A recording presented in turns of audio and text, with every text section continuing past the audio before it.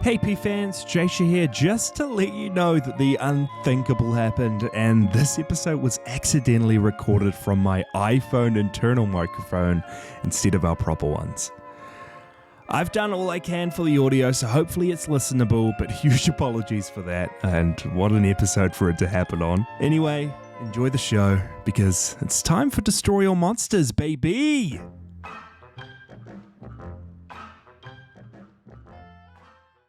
Did you catch that sneaky little Godzilla reference in Elvis? In Elvis? Yeah. Was there a Godzilla reference in Elvis?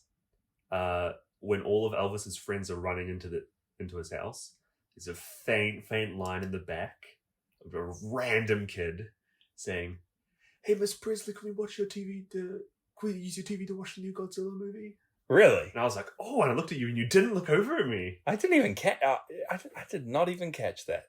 And I tell you what, though, I've been watching this through the Austin Powers movies. Any Godzilla references there? Third Austin Powers movie. Serious? Godzilla is in it. Wait, the actual... No, like a puppet model of Godzilla, and you're like, run, it's Godzilla! No, that's not Godzilla. That's a copyright distinct version of Godzilla. They say Godzilla, but it's not Godzilla. But it's Godzilla, you know? I think Austin Powers is Godzilla adjacent. I think so. No, we'll leave it to Austin Danger Pod to cover that one off. Man, there's been a lot of stuff going on. You know where I wish that I was this week? G-Fest. The premier Godzilla convention. I didn't even know this There's was the a annual thing. Godzilla convention, G-Fest, overseas. We got to do it one day. Where is it? I do Japan? not know. I don't know if it's Japan. I think it might be in the States. G-Fest, watch out. Yeah. 2025? we saying it? 2025. 2025. We're going to be one of the headliners. Godzilla headlining G-Fest. Watch out, guys.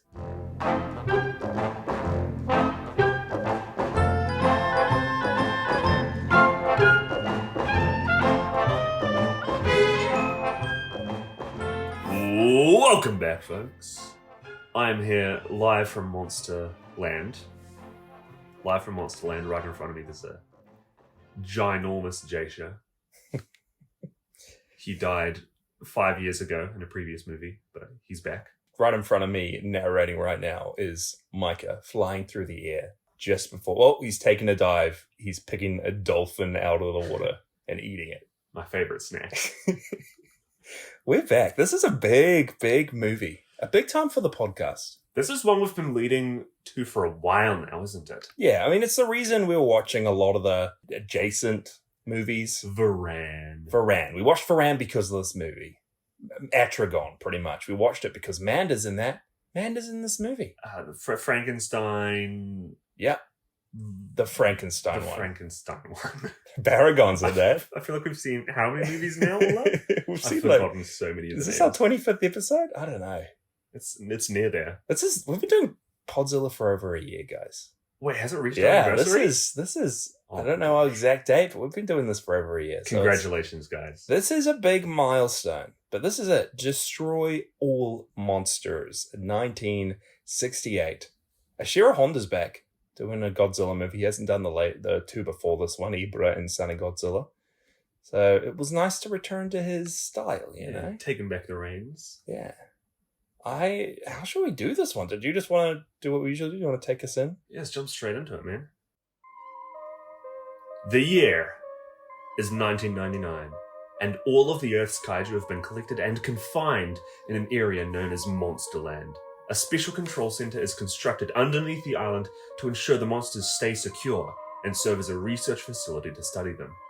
When communications with Monsterland are suddenly and mysteriously severed, and all the monsters begin attacking world capitals, Dr. Yoshida of the UNSC orders Captain Yamabe and the crew of his spaceship, Moonlight SY-3, to investigate Ogasawara. There, they discover that the scientists, led by Dr. Otani, have become mind-controlled slaves of a feminine alien race identifying themselves as the Kylax, who reveal that they are in control of the monsters. Their leader demands that the human race surrender or face total annihilation. Godzilla attacks New York City, Rodan invades Moscow, Mothra lays waste to Beijing, Gorosaurus destroys Paris, and Manda attacks London, which is set into motion to take attention away from Japan, so that the aliens can establish an underground stronghold near Mount Fuji. The Kylex then turn their next major attack on Tokyo, and without serious opposition, become arrogant in their aims until the UNSC discover that the Kylex has switched to broadcasting the control signals from their base under the moon's surface. In a desperate battle, the crew of the SY-3 destroy the Kylex lunar outpost and return the alien control system to Earth. With all of the monsters now under the control of the UNSC, the Kylex unleash their hidden weapon, King Ghidorah. The three-headed space monster is dispatched to protect the alien stronghold at Mount Fuji and battles Godzilla, Manila, Mothra, Rodan, Gorosaurus, Anguirus, Kamanga, Manda, Baragon, and Varan. While seemingly invincible, King Ghidorah is eventually overpowered by the combined strength of the Earth monsters and is killed. With the Kylex ultimately defeated, Godzilla and the other monsters are all returned to Monsterland to live together in peace. Destroy all monsters. So another big team up that's happening in the very near future is All Monsters Attack. Yeah. I'm forever going to switch up the titles of those two Yeah. because it feels like this is the movie where all the monsters attack. Yeah. At no point in the movie are they trying to destroy all the monsters. Nah, the only monster that's destroyed is King Ghidorah, pretty much. He gets killed. He's the sole monster that's destroyed by all the monsters. Yeah. All All monsters attack. All monsters. All monsters. All monsters attack. Yeah, you're right. Now that's a huge list of kaiju I read out there. Is it 11 in total? Godzilla, Manila, Mothra, Rodan, Gorosaurus is chucked in there, Yeah. Anguirus, Kamanga, Manda, Baragon, and Varan. Love And then them. King Ghidorah. Love the Manda Baragon Varan. 1, 2, This is 3. an all-star cast here. Do you have any big things that stuck out to you? The thing I think we'll spend the most time on this episode is talking about the monsters. Yeah, I think That's so. kind of what this movie's known for. But to be honest, they're quite a small part of this. The whole climactic battle is where they all get a chance to shine. But apart from that, they're kind of just shown in little snippets. Yeah, I feel like this movie, it's really showcased by those little snippets of the kaiju, Yeah. but built around that is the larger story of the humans versus the Kylex. Yeah. Yet another alien race. Yeah, I completely do. I don't know why I didn't reuse What, the Zillions who... Yeah.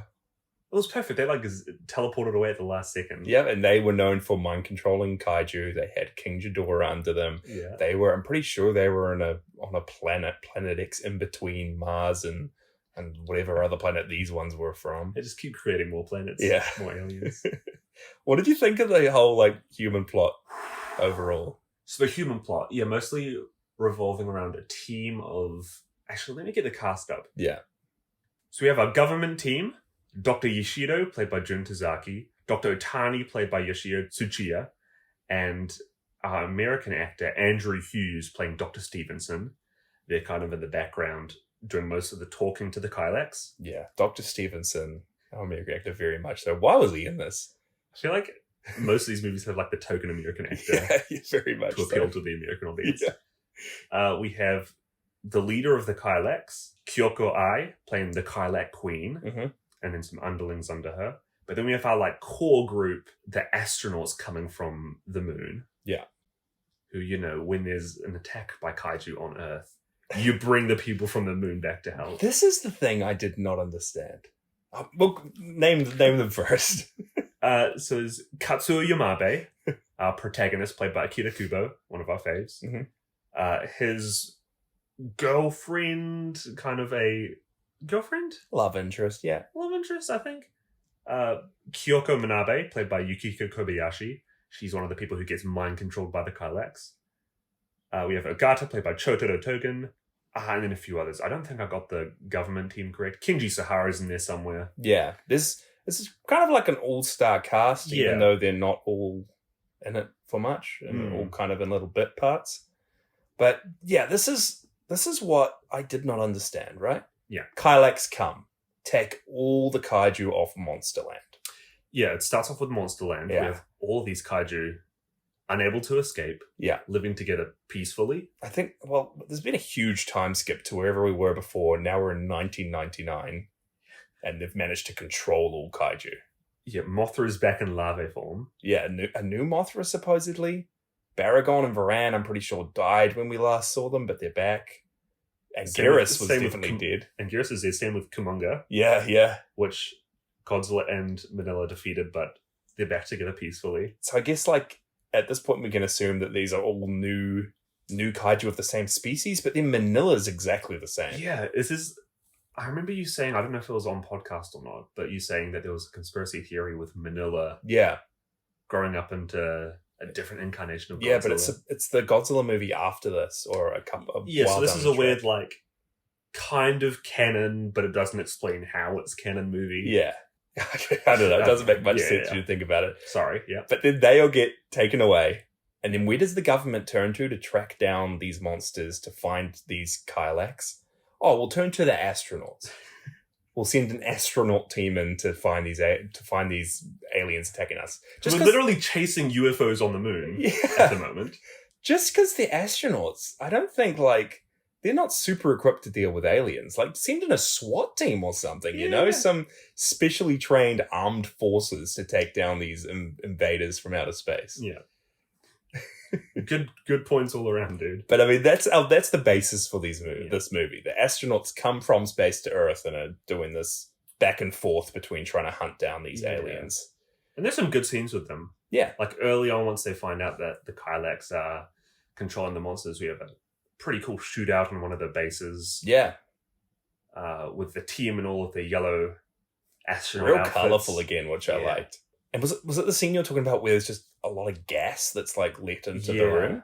Real cool shots with just this gas filling up the scene, and it's just, like, enhancing different parts of the colour. The way some of these scenes were shot as well, there was some real creative shots. It wasn't, like, super engaging. There wasn't much character development this time around. But it still looked cool, and it was snappy action sequences. Some of the scenes reminded me of just coming off seeing the new Doctor Strange movie, kind of Sam Raimi's a bit out there cinematography. Yeah, like the quick zoom in to people's faces. Quick zoom in, spinning around sometimes. You're right. There's one particular shot, real cool, with, I think it's the SY-3. The spaceship, whatever it was called. Right. Yeah, the spaceship, like, in the foreground, and Rodan in the background looking real huge, but then, like, a Dutch angle as well as it's shooting off into space. Yeah. Like, some real cool looking scenes. Yeah, real cool stuff. So, yeah, even though it wasn't super engaging, we didn't care about these guys a lot. I had fun. It felt more than probably anything we've seen to this point, even though I've said it a few times before. It felt very like Star Trek. Yeah, actually. This felt super Star Trek. Just a ragtag team coming in, investigating a weird alien species that at the end we find out can turn into, like, slugs or snails or rocks. Mineral slugs. Plot goes on, just to wrap up, like, the human side of things. Yeah. They have to find out who's being mind controlled by the Kylax. Some of the humans who are being controlled end up walking out of, building windows and committing suicide, falling to their death. Yeah. And we have talked about in the past, I think we started watching this with our dad back in the day. Yeah. And once he saw that, he was like, nah, these kids aren't seeing this. Yeah. Well, I mean, I kind of understand it now because we were super young. And there's not a lot of kaiju stuff at the front end of this movie, which is why we would have been watching this in the first place. We would have been watching this to see Godzilla. And instead we're getting this plot with, people walking out of windows and ripping each other's earrings off. There's a bit of blood in this one. Like, yeah, actually. I like it, but it's different to what we've seen. They're trying to find, like, these monster controlling devices all around the globe. Mm-hmm. They mention how some of them have been snuck inside coconuts in the Bahamas or someplace, and chunks of ice. Yeah. You see a shot of one in a clam. One was in, like, the cross on top of a chapel somewhere. Yeah. Pretty cool stuff. Real quick to wrap it up, who's your favorite human character in this? I like the main guy. Yeah. What's his name? Akira Kubo? Akira Kubo. Yeah, I liked him. I mean, again, we're not given much to care about with any of these other characters, but he was great. He does a good job. And also, I don't even know his name, but one of the first scientists that's mind controlled, and they find the little bead in his neck. I liked him just because of how much he was hamming up his acting when he was controlled from the aliens. Yeah. And I like, this isn't really, I guess this doesn't count for liking the character, but I loved how his dummy looked when he walked out of the building. Yeah. Fell to his death. I can just imagine them shooting that, just like, okay, camera's ready. Just chuck an action figure out. Throw a straw man. Looked so fake. So yeah, I liked him because of the scene when he wasn't actually acting. Yeah. But, And let it be known, when they did his autopsy, they did not find a hearing aid in his neck. Yeah. Why did they say, oh, is he hard of hearing? Is this a hearing aid? This small ball in his neck? Well, this isn't a hearing aid. It's 1999, man. They must have advanced, hearing aids. Hearing aids inside your thyroid veins. Well, who was your favorite? I like the leading lady. Yeah. Yukiko Kobayashi. Again, not too much to go off, but I feel like her acting's pretty good in some places. You got half the movie with her mind controlled and half of her not too, so. Yeah. Yeah. Anyway, on to the good stuff. Should we do it?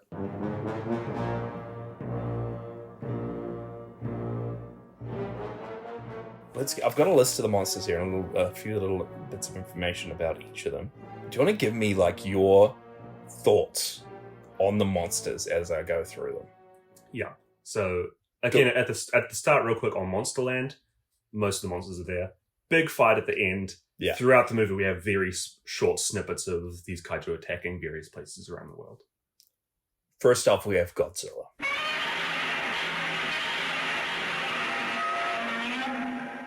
Classic. Hiro Nakajima returning to the role, and yeah, this is a new suit, and I think I really liked his suit in this one. I think this is my favorite one so far. Yeah, but what were your thoughts overall on Godzilla in this? Godzilla, he's just classic Godzilla. He doesn't do too much of the Godzilla goofiness that we've seen in the past few of the movies, but he's just solid as he's always been. He does some cool moves where he's like curving his atomic breath to blast like rocket ships in the air. Yeah. Because what happens? Where's he attacking in the movie? He is set to, I think... He goes to the United States. He is sent to the States. Is this the first time Godzilla's officially been to America in these movies? Yeah, he goes to New York. For a couple seconds. Yeah. But he's there. Godzilla's attacking New York. Good stuff. Yeah. It's funny you said that, though, because all the personality it seemed like these characters had in, was it Ghidorah the Three-Headed Monster and Invasion of Astro Monster? Ibira as well, a little bit. Yeah. All that personality seems to have gone a little bit. Is that because of Ishiro's vision for this movie? I Because I know he wasn't too keen on that stuff. Yeah, he wasn't too keen initially, but I mean, he did it in Invasion of Astro Monster, so it's interesting. But you know who did have personality? Our second kaiju, Manila. Masao Fukuzawa, Little Man Machan, is back playing Manila. Yeah. He's great, dude. I think coming right off the heels of Son of Godzilla, they fully just took his personality and brought it along to this one. He isn't in it much. No. He's not even in the good middle chunk of the movie when all of them are attacking places.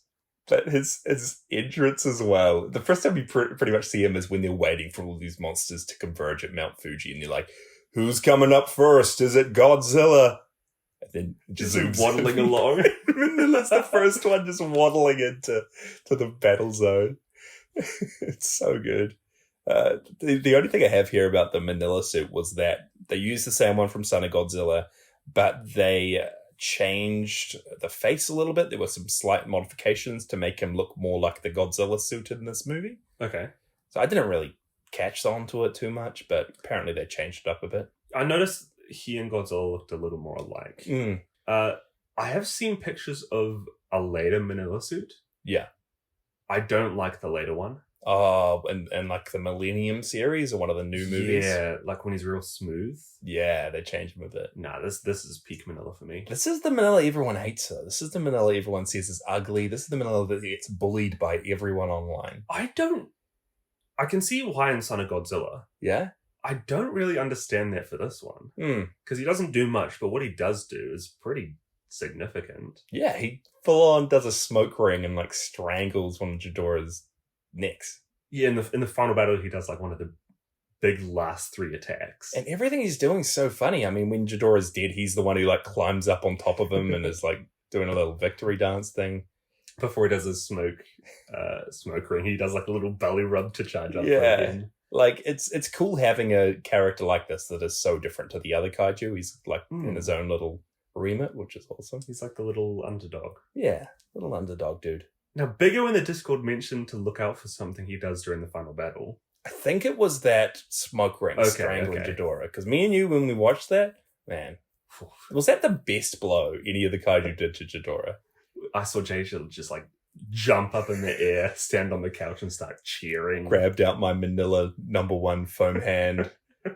Yeah, I was loving it. He had his Manila action figure in one hand. Right when the credits rolled, he just recreated that scene for like a good solid minute. Oh, it was good. I love Manila. He's great. We also have in this one Rodan, played by Teruo Aragaki. And I think this is the first time I've seen Rodan since Invasion of Astro Monster. Yeah, I keep forgetting that he's been in it since the original movie. Yeah, he's been one of the ones that's been more prominently in this series to this point. But they used the same suit from those movies, but they had to greatly repair it because of some a warehouse fire. Yeah, something done to the costume. As always. There's going to be a lot of that as we read on. I never noticed. Is Rodan's beak, has it always been that curved downwards?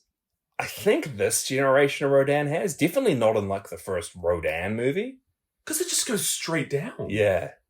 Yeah, it's just like a completely curved downwards beak. Rodan's the one that eats the dolphin out of the water, by the way. Yeah. He's got some good scenes in this, though. Like, he uses his, like, what do you call it?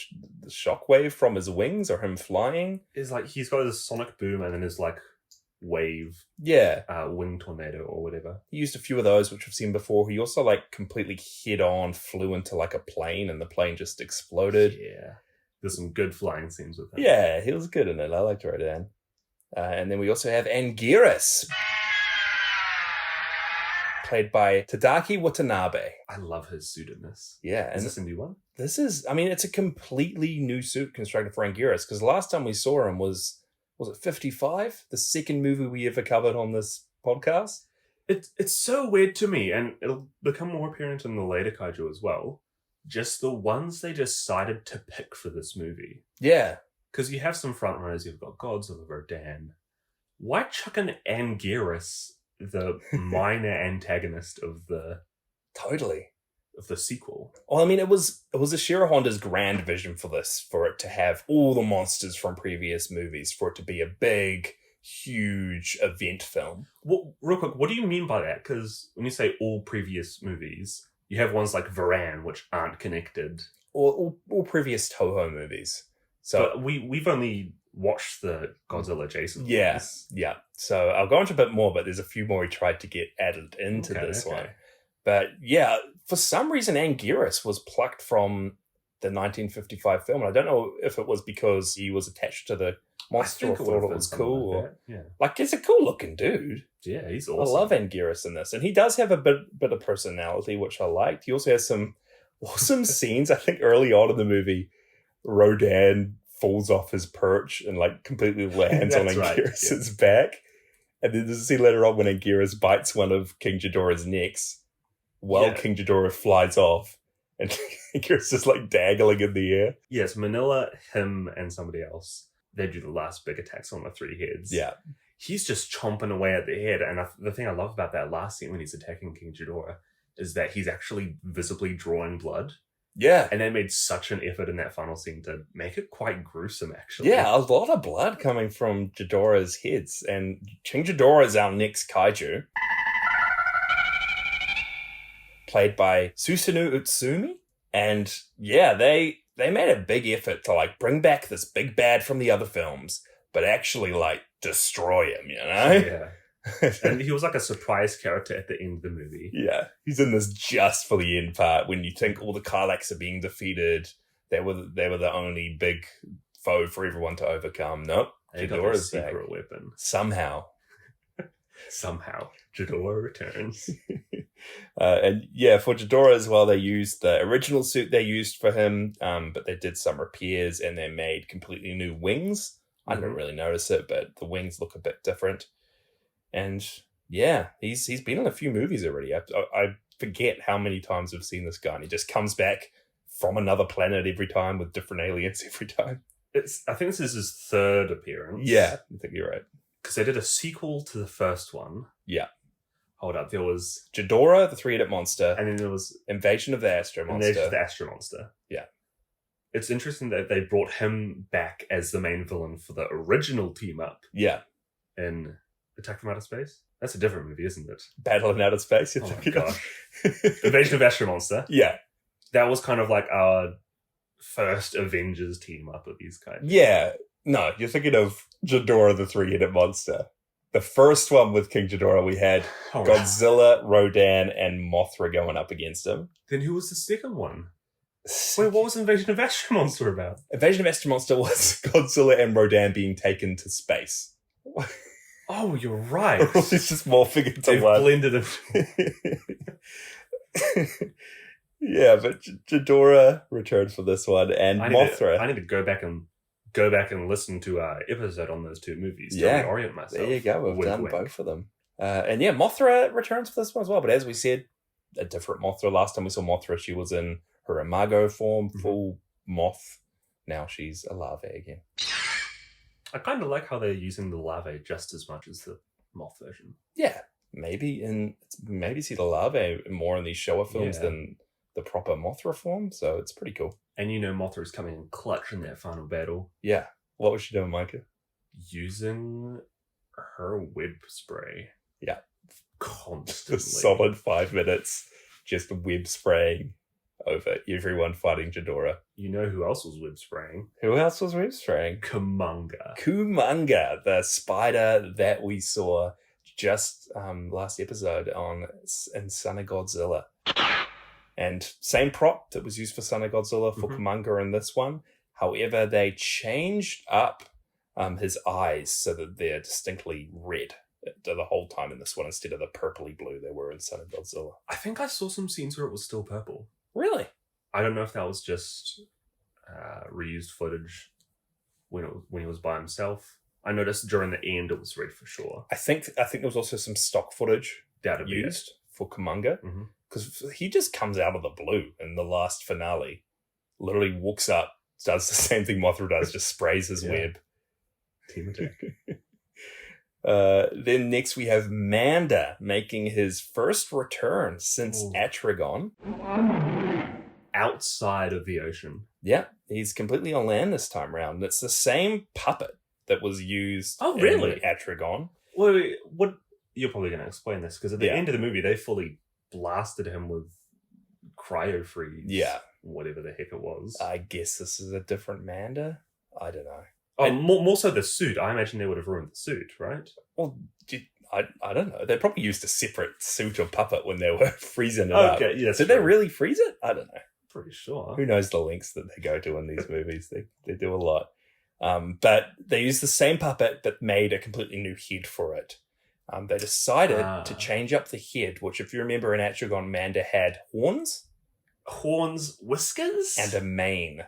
Manes, that's what I'm And thinking. they looked at it and they're like, hey, this pretty much looks like one of King Ghidorah's heads with the horns and the mane.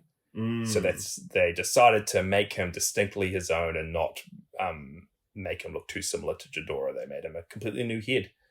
And I guess it makes him look a lot more like a serpent than a Chinese dragon. Because that's what it was based off, a Chinese Yeah. dragon. It made more sense when it was like everything was floating underneath the Yeah. water. In this movie, he's very much like anchored to everything. Yeah. He doesn't show up in the final battle. No. He does. He does. He is in the final battle along with the next two monsters we'll go into, and they're all just sitting on a hill watching the other kaiju attack Ghidorah. But alongside Manda on that hill is Varan.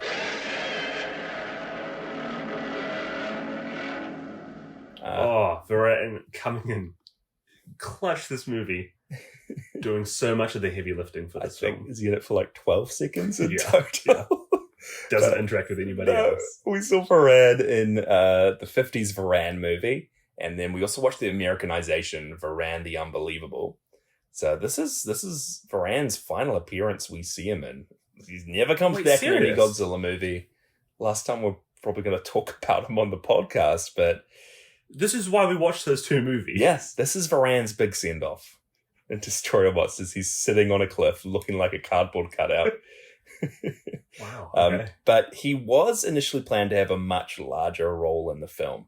Yes, because all the previous kaiju had parts destroying cities. Yeah. And the final battle coming together. But Varan was nowhere to be seen during the majority of this. A little bit at the start, a little bit at the end.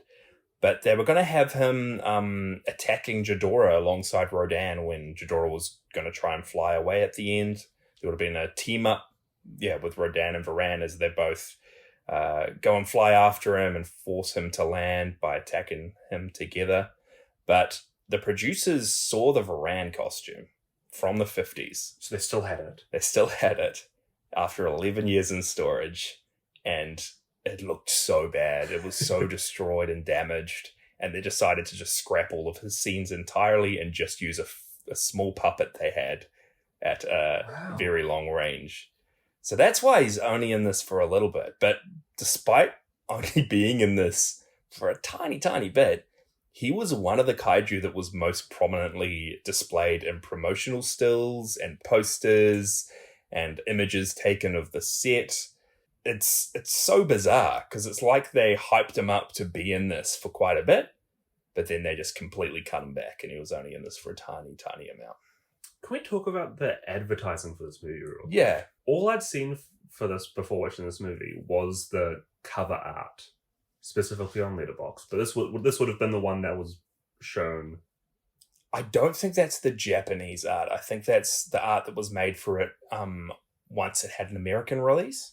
Oh, well, that's even more confusing then. Yeah. Because I'm looking at it now. It's got Anguirus, Ghidorah, Manda, Kumonga. There's also Rodan and Gorosaurus. He's on it, yeah.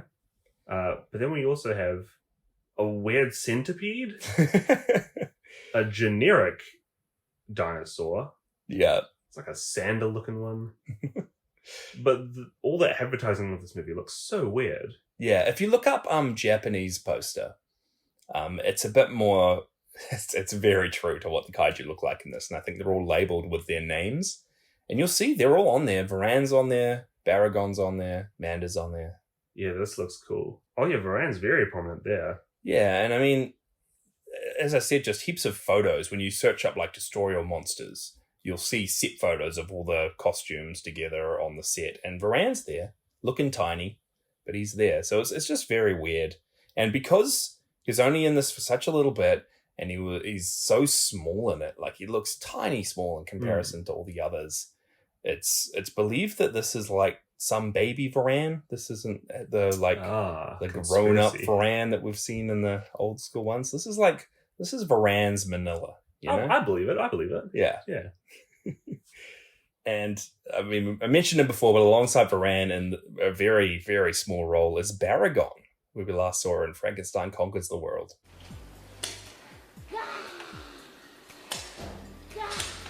This is a shame. Yeah? You looking forward to some Baragon content? I believe there was a new suit in this. It's not a new suit. Throw that sentence out the window, I just said. It's just like Varan's suit. Baragon's was in a state of extreme disrepair. I think it had been used in a whole lot of Ultra Q and Ultraman episodes used for different monsters in it. Yeah. So it was just very, very bad in very, very bad condition. They ended up using one of the small puppets that was used in Frankenstein Conquers the World. I think in the shot where Baragon falls off a cliff or something. I can't even remember. All I remember is there was one close-up of Baragon. And I'm like, Baragon's looking a little weary right there. So they used one of the old Baragon suits, and they ended up using it in just a few shots. But again, he's in heaps of production stills and publicity photos. Strangely enough, it's also unknown who wore the suit in this film for those small few shots. Mystery actor playing Baragon on this one. Well, if one knows, it could have been our dad. Our dad? Yeah, I think that's why he didn't want us to see it. They're not ready to see how awesome I was. Our dad in 1968, 10 years before he was born. You never know. No, wait, it wasn't 10 years. It was less than that. Actually, who knows? Who knows? That's why Baragon wasn't in it much. He was just a baby at the time. Lastly, we have Gorosaurus, played by Tadaki Watanabe. And this is the Gorosaurus suit we just saw before in King Kong Escapes. I think they changed up the coloring a bit to make him a bit darker colored instead of the green he was in King Kong Escapes. He actually has a pretty prominent role in this, I found. Yeah, he's in this quite a lot. Especially in the last fight, he gets a good kick, his trademark kick against Ghidorah's back, pushing him onto the ground. Oh my gosh, I totally forgot that was a trademark move of his. Yeah, that's what he did against nice. Kong. It's so strange, again, that he's in this when he's just in a random King Kong movie. Yeah. But I guess, again, it's because that was a Shiro Honda. He must have just been cherry-picking kaiju in films that he directed that he liked. Yeah. But that's all of the kaiju in this one. I think you're forgetting Yeah. the fire dragon. The fire dragon, the big mystery enemy that appears after King Ghidorah is defeated. I was hoping this was like another one of those secret kaiju that comes in at the end. Yeah. But nope, it's just a UFO. Yep, just one of the Kylax UFOs. And yeah, the Kylax are the new aliens. I think they're the second race to come from a planet, as I said before, somewhere near Mars and Jupiter, just like the Zillions. What does their outfit look like? A sparkly full body dress with like hoods. Hmm. And they're all women, like you said before, which I think I kind of like. It's like it's a different alien instead of just... Well, no, because there was like one dude in the back of that one shot. I think he was still one of the mind-controlled people from Earth. They just Okay, had yeah, with him. Because he was in the yellow outfit. I love the outfits in this. When you cosplay as some of the characters from Destroy All Monsters. Nobody would recognize us. Nobody. Worth it. Yeah. But yeah, again, I love how they're all women, how they turn into weird little slug monsters. Yeah, that was the coolest thing about them. What made them turn back to that way when they're exposed to anything under 3,000 degrees or something? Yeah, so the whole time they're cooped up in like a bubble base. Yeah. When their bubble base is broken, they're converted into like these tadpole-looking worms. Yeah. I want to get some action figures of these bad boys. Knowing Toho, there's probably ones out there. Did you have anything else that you loved about the kaiju in this? I just remember distinct scenes. Like there's the scene when Mothra is going like rams head on into the train on the train tracks, which was pretty cool. Yeah. They turn on... a prominent thing throughout this movie is we see the kaiju doing the construction, but then the humans... They have like a base with all these TV screens everywhere. Yeah. This is where we see some of the kaiju first. You see like Amanda and Manila off to the side and some of the screens. Yeah. Teased at the start of the film. And that scene in particular, they're watching it on a screen. Yeah. So it's just like you're watching an old Western movie in Beijing on the train tracks, and then Mothra comes along. Yeah. Rams it head on. It's great. And yeah, I really liked the stuff with Manda, just thinking back about it. Like, as you said before, he's always constricted and squeezing something until it breaks, which was his trademark move in Atragon. Yeah. So it's cool that came back. I loved at the end of the movie how Manda's just like poking out of a little hole in the ground when they're all back on Monsterland. I love it. Dude, Monsterland looks so small. Right. You're putting 10 monsters on an island, and it's just like the smallest little island right next to this huge marine reserve. And it's not even just the monsters. They also have like a bunch of technology to stop the monsters from getting out. They're there with them. They're like underneath the monsters in their base. Yeah, they have like a spaceship underground launching base. Yeah, They're really overpopulated. This is small so island. strange. Give them like a huge island of their own. Why is Mothra on Monsterland? This was a big question I was going to bring up. Mothra is the protector of Infant Island. Who's looking after Infant Island while she's kidnapped and being held in Monsterland? I have a theory. Yeah. You remember how people of Infant Island, they said, we're very sorry, one of the two Mothra twins died. Oh, yeah. I think it's all just a cover story, man. Yeah? They sold one of the Mothras. The two to the Mothras United Nations. from Mothra versus Godzilla. Like, yeah, we got one protected. We don't need the other one. Then why is this Mothra They just been a sold- larvae the They whole time? sold them away. The UNSC, Yeah. not Halo They UNSC, stunted by the its way. growth to keep it in larvae form. Yeah, More they- controllable that way. Yeah. They put it on cryosleep. Ugh. It makes total sense. It's Trust so out there. This whole concept. 1999. All the monsters are kept securely on this island. We've also got huge astronaut teams with this state-of-the-art spaceship out in space. As well, the kaiju don't attack each other. Nah, they're living peacefully. Dude. And Ghirus and Godzilla, they're just best buddies now. Yeah. Kumonga, Manila, Yeah. they ain't got any bad beef between them. Nah, best of friends. Yeah, man, what a movie. I've got some trivia. This film has the greatest number of monsters to appear in a single Godzilla film, surpassed only by Godzilla Final Wars in 2004. So the one coming up All Monsters Attack has less. It has less, and I think, if I remember correctly, All Monsters Attack uses so much stock footage of the other films. So okay. a lot of the monsters only appear in like segments from other movies that we've already seen. Yep, okay. But yeah, there's a lot of kaiju in this one. 11. I did like, even though 4 of them weren't even used that much. Yeah. I still like that they were here. Yeah. It fleshed out the world a little bit. Exactly. And I kind of like that some of them were just watching while the others took on King Ghidorah as well. Like, let's be honest. Let's be real. What is Varan going to do against King Ghidorah? This tiny little juvenile Varan. What's a Baragon? What is Baragon going to do? He's just going to take up space, you know? Well, they're the two without any real powers, right? And like Manda, his whole thing is he constricts something.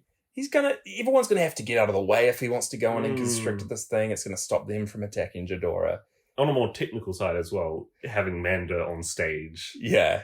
With everybody else. So many strings and puppeteers. As I said before, Ishiro Honda wanted a lot of monsters in this movie. Yeah. Initially, he wanted Ibra to show up in this one. Oh, and I miss Ibra. Yeah, early drafts of the film had Ibra in this, and also had Meguma. Meguma. The walrus kaiju from Meguma, your fate. Bro, how is your Meguma reports going? Mike, I was hoping we weren't going to talk about it. Tisha, you got to tell me. I got Meguma taken away from me. Wait, what? We don't need to talk about it. Let's go on. I'm stopping the podcast. I haven't heard about this. Last I heard, you were sipping your cup of joe, looking over a sleeping Meguma. What happened? I joined a Facebook group that was like, adopt a kaiju, and we're going to construct a narrative role-playing story about what's happening in this world. So what happened after your one introductory report? I jumped in, right? Did a report, and then all of a sudden I'm getting messages each day that are saying, whoa, there's a big mecha robot event. You have to submit 4 or 5 reports a month and show how your kaiju's been affected by this event. And I was sent like pages of documents, and I was like, I'm just going to wait it out. I'm just not going to partake in this event. They'll give me some slack. I just joined. I don't know the rules. Wasn't Meguma asleep as well? Yeah, I set up Meguma's just going to hibernate, right? It all made sense in the grand scheme of things, the story. Meguma you don't sleep through this big event. Everybody coming in to the battle. Exactly, just like Destroy All Monsters, right? Yeah. Some guys need to sit on the sideline. Next thing I know, I look on Facebook. Up pops a post. Meguma up for adoption. Wait, they didn't even consult you? I didn't even get consulted. I'm so sorry, dude. I cried for days. I would too. I cried for days. So if anyone out there I know one of you knows a good therapist, first off, for me, just to get through these troubles, and then second off wants to take over Meguma's mantle, the handler of Meguma, redeem it. Do you know who else is up for adoption? I don't know. There's heaps.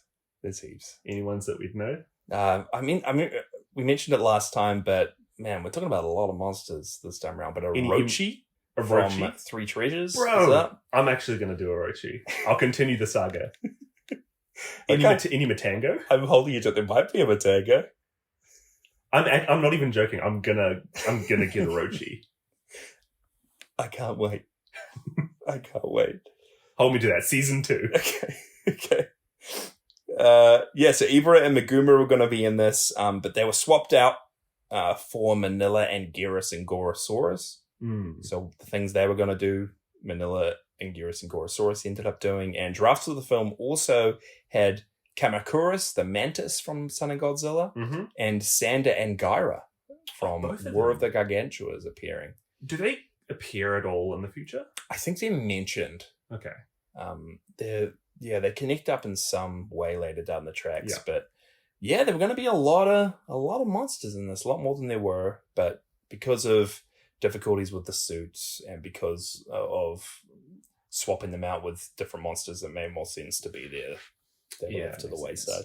But Meguma made it all the way to the final draft of the screenplay. The final draft. The final draft of Destroy All Monsters had Meguma from Gorath attacking Paris and destroying the Ark of the Covenant. Destroying, no, not the Ark of the Covenant, the Arc de Triomphe. Ah, yes. The Arc de Triomphe in Paris. That place. Meguma was going to be taking it down, but they ended up replacing him with Baragon in that sense. They decided to write Meguma out. He wasn't going to be in it. Baragon was going to destroy the Arc de Triomphe. But after seeing the state of the Baragon suit and worried that any destruction sequences with him might damage the suit any further, Gorosaurus was placed into the scene. So we do see this scene in the finished movie. Gorosaurus pops out of the ground underneath this arc in Paris. That's the arch. It's an arch, isn't it? It's an arch. It's Arch de Triomphe, guys. I said arch this whole time. So Gorosaurus ends up taking the role that was going to be Baragon's and before that going to be Meguma's. Interestingly enough, Gorosaurus burrows out of the ground underneath this arch. Yeah, I found that weird. It's a Baragon ability to burrow through the ground, come out of holes in the ground. And also, one of the TV news reporters that we see talking about all these destruction sequences says specifically Baragon's attacking Paris. But we just saw that Gorosaurus attacked Paris. So it's a complete error that they just... I didn't catch that. That's funny. This whole going from one monster to the next going to be initially destroying that thing in Paris. It ended up getting a bit muddled, but Gorosaurus is the one doing it in the end. Along with all those other monsters, King Kong appears on the French, Belgian, and Italian posters for this film prominently. So people would have been like, whoa, King Kong's in Destroy All Monsters. Nope. And then we haven't talked about them before, but have you heard of the Gappers? They're like... Is it a band? No, a Gapper or the Gappers are big turtle monsters. And there's an old movie about these... Kappa. No, but they're called Gappers. I think it's a play off Kappa. Because Kappas, they're like the Japanese mythological creature. Yeah. Something to do with water. Yeah. Stealing people. I think it's a play off that. But it's a I don't know if it's a Japanese movie, but it's a old school kaiju movie that was watched and known about prominently at the time. And they featured on the Turkish poster for this. So people being like, hey, the Gappers. Nope. I feel like you should be able to sue Toho for that, right? Well, I don't... If you're a huge Gapper fan. I don't know. Like, did Toho specifically make the Turkish posters? Like, is it the distributors who get the rights for the movie to promote it in Turkey? I don't know. We've talked about how in the past they made a bunch of movies. Is it Frankenstein? Germany still, all these movies. I think Son of Godzilla in Germany was called like the Son of Godzilla versus Frankenstein's monsters. So Germany probably marketed Frankenstein into this somehow. Probably thought Frankenstein was in this one. I've only got a few more here, but sad news first off. This is Mothra Amrodan's final regular appearance in the Showa era of films. I know. Even though they were in this prominently, all the next Showa films, they don't make an appearance, but they do appear later down the track in the Heisei series onwards. Heisei. And lastly, this film is considered pretty much by everyone as the end of Toho's golden age of monster films. Golden age? And this was initially intended to be Godzilla's final entry ever, the final entry in the franchise. Godzilla's final war. Yeah, this is... We know that. We now know that is a movie that comes up, and there's so many more Godzilla movies, but this was supposed to be the end. And I guess it was a cool finale for it to be the end. I'd say so. Ghidorah was brutally destroyed by all these kaiju that we've seen in the past decades through Toho's movies, which was pretty cool. Yeah. And yeah, people consider this to be like the last of its kind. This is the last Godzilla movie that feels like it does, that feels like all the ones I've seen before it. Because Destroy All Monsters ended up being very successful, and Toho decided to continue the series. But the way that they decided to continue the Godzilla series was part of a film campaign called the Toho Champion Festival, which was a seasonal... Is it like the Sundance of Toho? I guess so. movies. It said that it's a seasonal matinee that specifically targeted children. So they brought back the Godzilla franchise after this big finale and specifically started targeting it to children even more so than it has already been doing. So that's interesting because I know, first off, people saying that this is the end of the golden age. Yeah. That's surprising to me because growing up and even now, some of the mainstay figures and figureheads of the Godzilla franchise, I'd say, Mechagodzilla is way up there. Yeah. Destroyer, hugely up there. Hedorah, however many of the other ones. Yeah. That to me is what I've probably heard so many people talking about it as like, yes, this is the great stuff. Yeah. Yeah, and it's interesting because most of those monsters, I guess Hedorah comes up soon, so it'll be interesting to see if that movie, Godzilla vs. Hedorah, is very much made for children or not. I think Toho specifically goes back to targeting an older audience sometime later down the track, but we're entering into the era of films that's specifically made for children. Is this the one that we saw one movie of as a kid that's basically a clip show? Yeah, that's All Monsters Attack, Micah. Oh, it's... That's coming up, dude. Oh, I totally thought that I thought that it was like another one like this where like all the monsters actually team up together. All Monsters Attack's pretty much a clip show featuring stock footage of other movies. I've been so excited for like the lost two huge team-ups. We do get team-ups later on, Jack. As you said, Final Wars. I think there's a few other ones when they cross over prominently, but okay. Yeah, get ready for All Monsters Attack, everyone. Jason's favorite character is going to come up. Manila's in it. Manila's like favorite human character. You know what I'm talking about. I know Achiro. I'm looking forward to it, guys. But yeah, that's everything I have here for Destroy All Monsters. Jasha. Yeah. If you could add one kaiju into this movie that we've seen so far that didn't get put in this, who would you add? Like, I liked what they tried to do in this to have King Ghidorah defeated. And then have, the fire dragon. So there's another monster. It's stage 2 of this Ghidorah battle. Because everybody thought it was another kaiju. Yeah. What if they, defeated King Ghidorah, and then all of a sudden, Ghidorah's body starts to slowly morph? I see where you're headed. Grows five more extra heads grow out, and we get Orochi, as a final form for Ghidorah. Or just some other big bad. I get that. I reckon that would have been pretty coll. Ghidorah Falls. What are they called? The Kylax. The Kylax are it's not over yet. Blast them with a huge ray. Yeah. That would have been awesome. Who would you have added? I'd love to see Odako. Yeah. Come back. Big old octopus. That would have been pretty cool. I feel like he played a bigger part because there's been 2 films. Yeah, 3. I feel like he's played a bigger part than Gorosaurus. Yeah, you're right. Varan. This is, I didn't say it before as well, but this is Gorosaurus' last appearance as well, so he's only in a couple of these. Other than that, I'd love to see the baby half-human. Little snowman. Little snowman. No, Odako, I'd love to see him in it. Yeah, that would have been cool. It would have been cool to, try and make it, instead of having puppet Odako like they had before, imagine if they went and tried to, have actual octopus? This, just the difference in how all these monsters look and fight together would have been pretty cool. You could actually do that real well. This is just me throwing ideas out. Get someone like Little Man. Little Man Machan. Get him inside, a mini Ghidorah costume. Yeah.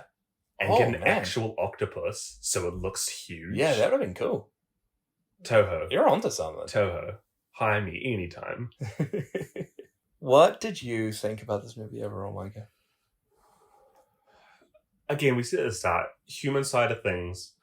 Actually, I was looking at, I think it's Kev's review on Letterboxd. You'll read it later, but I agree with him a lot.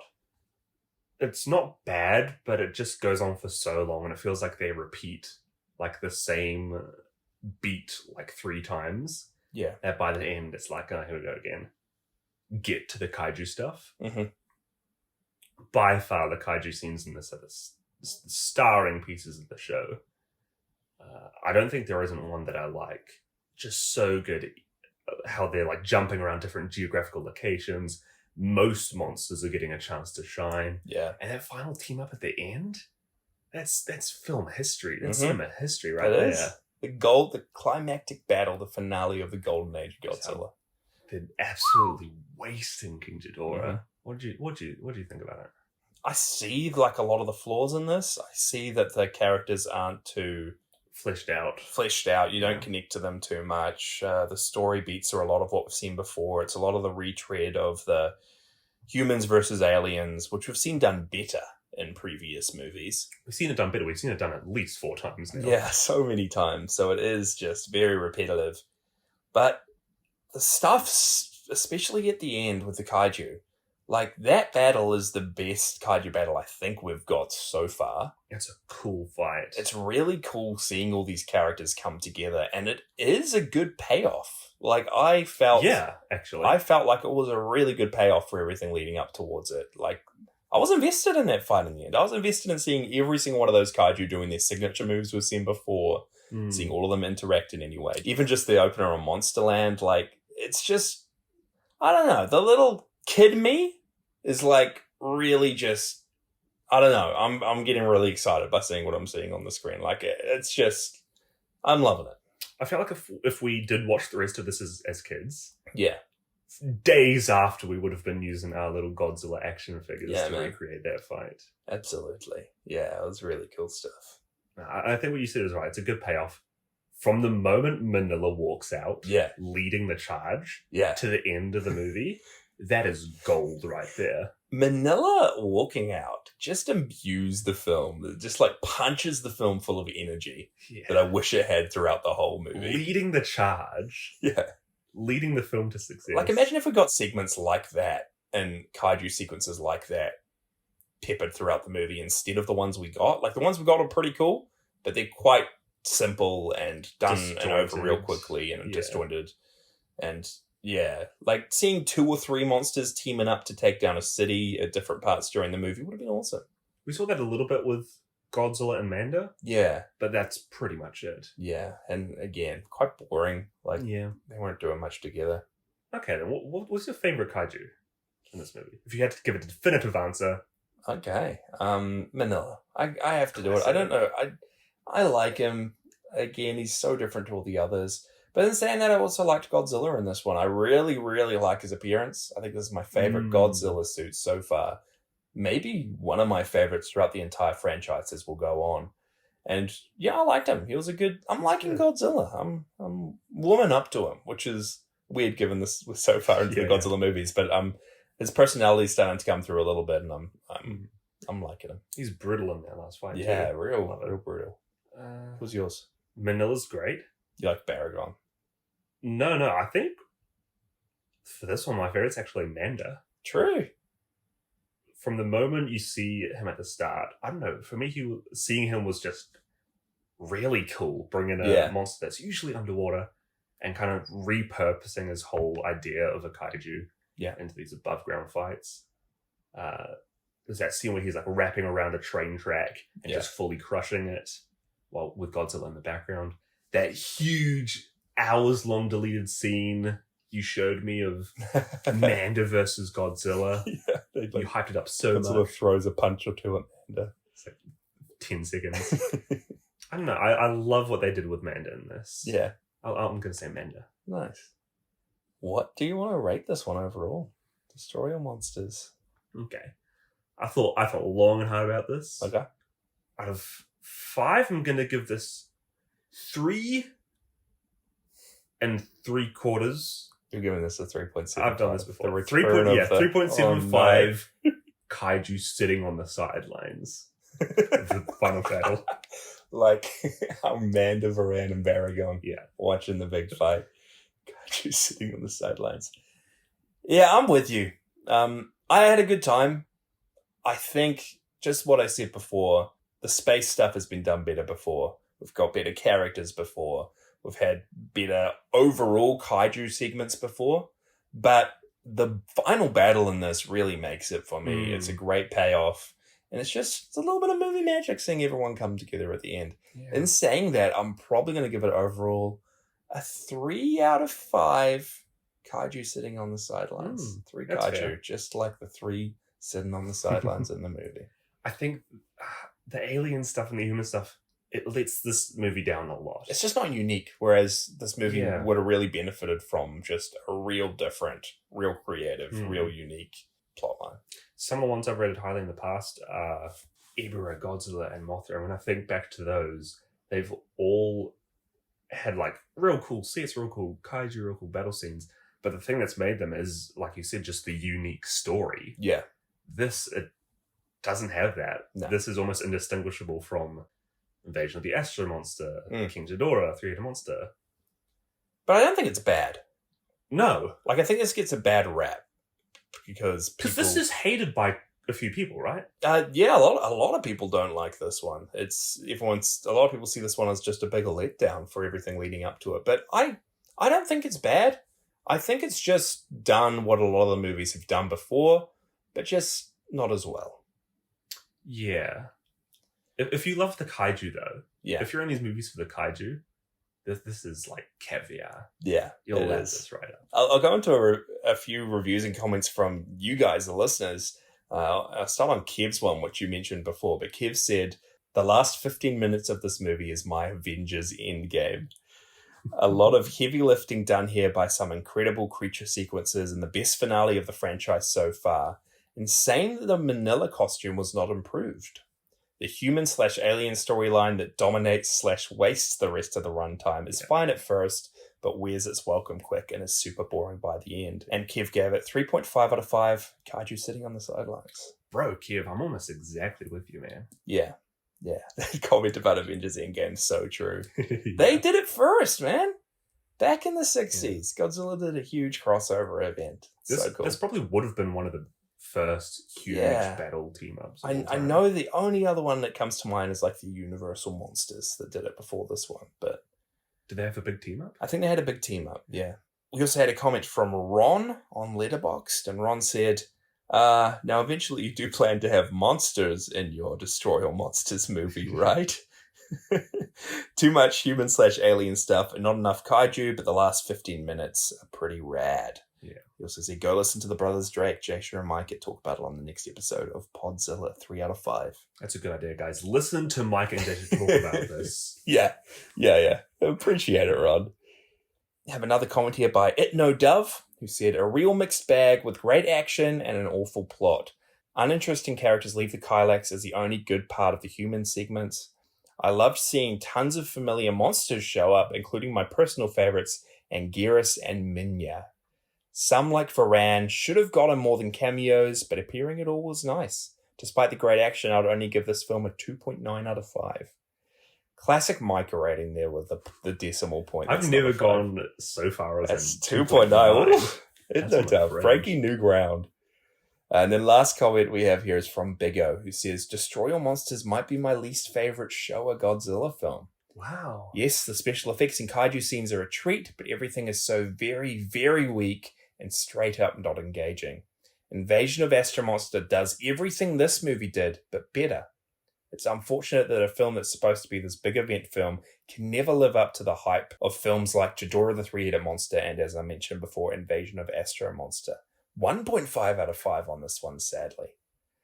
I do get your points, Biggo. Like, you're completely right. Invasion of Astro Monster, if you're wanting to look for a Godzilla team-up movie, I'd probably recommend Invasion of Astro Monster or Ghidorah the Three-Headed Monster before this one, just for the personalities of Godzilla, Rodan, Mothra, and the actual real cool bit more team-up engaging battles. human storyline. Yeah. But I completely get your points. That's it. Destroy All Monsters. It was all leading up to this one. Real quick count, how many monsters were destroyed? 1. You had it right here, folks. Well, can we count the fire dragon? 2. Yes. Destroyed my hopes and dreams. Yeah. Does that mean there's 12 monsters in this one? The fire dragon. We can count the UFO as a fire dragon. As a kaiju. Man, that's it. That was a big one. That was a treat. I enjoyed watching that. This feels like a good wrap up. Yeah, and speaking of wrapping up, guys, we've got some exciting, but also a little bit sad news. We're actually finishing up Podzilla. We are, but not for long. We're coming back with a season 2 very soon. We That's said right. before that this is about a year of us doing the podcast, and we figured that it would be quite a nice stopping point shortly to just take a break for about a month or so, and then come back on one of the big movies. We're tired. We're worn out after a year of doing this. Yeah. We've blown our budget getting all the people in the back. Yeah. Getting so many fantastic people doing our art for the series. Yeah, man. Manila in the back looking after the Instagram. Manila does all our socials, guys. Yeah. Just, you heard it here first. If you message our Instagram, Podzilla Pod. Yep. You will be messaging Manila. That, He does a great job. We haven't paid him in a while, actually. We need a... We've actually blown our budget. Yeah. So I don't know what we're going to do for next episode. Yeah, we are coming back for one more episode in 2 weeks. The big finale. The big finale for season 1 of Podzilla. What are we watching? An ageless submarine captain ferries 3 explorers to an underwater colony threatened by Dr. Malik, a cruel scientist who wishes to rule all of mankind with his genetically altered animals and humans. This is Latitude Zero. Latitude Zero. I think Ashiro Honda's next movie that he directed after Destroy All Monsters. So, Obviously, we're sending it out with a bang with a Godzilla movie, right? Yeah. Well, a nice little epilogue, We can just relax, watch a movie that's not so connected to the grand scheme of Godzilla's things. not in this. I don't think Godzilla's in it. I think there are kaiju. I'm not sure how connected it is at all overall, but it's going to be a fun time nonetheless. I am doing the art for it, guys, just as a special guest artist. So get ready for my Latitude Zero art. Or maybe I should... No, I scratch that. I'm not doing the art. Manila's doing the art. So if it's terrible, message Manila about it, please.